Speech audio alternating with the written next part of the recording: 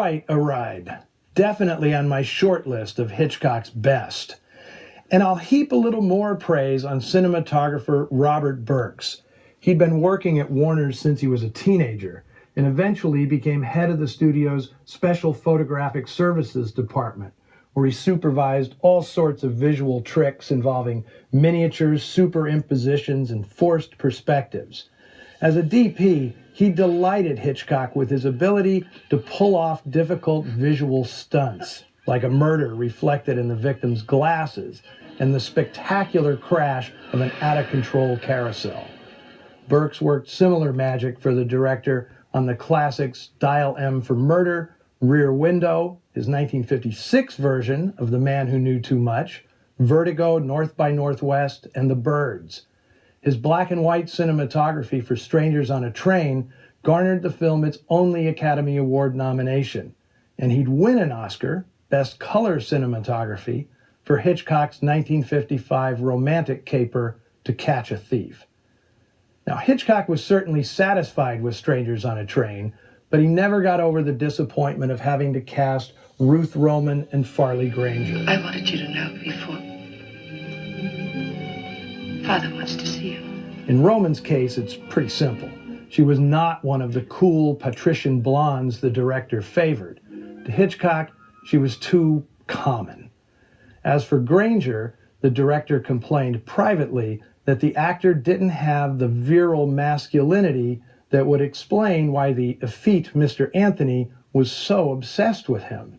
Still, it's pretty amusing to see a Hollywood movie in which a straight actor plays a homosexual and the gay actor plays the straight leading man. Now, back in 2002, I hosted Farley Granger for a weekend festival in Hollywood, celebrating his great roles in film noir. We kicked it off, of course, with Strangers on a Train. We had an onstage conversation after the film, and Farley agreed to take questions from the audience. Now, as we scanned the crowd, I was surprised that no one was raising their hand. It's kind of spooky. Then suddenly, dead center in the middle of the theater, this guy raises his hand and slowly stands up. Now, Farley squinted to get a better look at him, then turned to me with an ashen look on his face, like he'd seen a ghost. The guy says, "Mr. Granger, I'd like to offer you a little proposal. You might call it a kind of crisscross." Now I'm staring at the guy too, and I'll be damned, he's a dead ringer for Bruno Anthony. And Farley whispered, "Is this real? What the hell is going on?" And I'll admit, our hearts skipped a few beats until we realized, of course, that this was Robert Walker Jr., come to offer tribute to the co-star of his father's most memorable movie. Now, the audience knew he was there, and they got a huge kick out of Farley's stunned reaction. As I mentioned at the top, Strangers on a Train was only the beginning for writer Patricia Highsmith, who'd have numerous stories adapted to film, including such well-regarded thrillers as Purple Noon, The American Friend, and The Talented Mr. Ripley. Now, while the success of Strangers gave a shot in the arm to her literary career, Highsmith's follow-up novel, The Price of Salt, was released under a pseudonym, Claire Morgan. That's because it was the author's thinly fictionalized memoir of a lesbian love affair between a young artist and a married society woman. For many years, no one knew that Highsmith was the author of this story, which was notable in its time for being the only work of lesbian fiction to have a happy ending.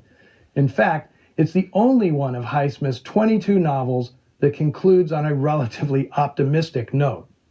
In 2015, director Todd Haynes brought the story to the screen as Carol, featuring an Oscar-nominated script by Highsmith's friend and colleague Phyllis Nagy, and Oscar-nominated performances by Cate Blanchett and Rooney Mara, whose character, Therese, was essentially Highsmith's depiction of herself as a young woman.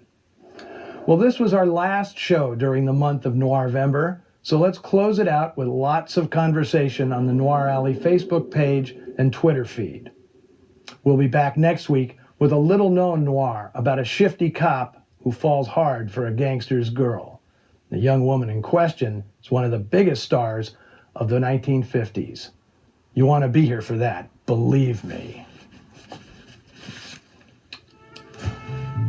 What did I do with that lighter?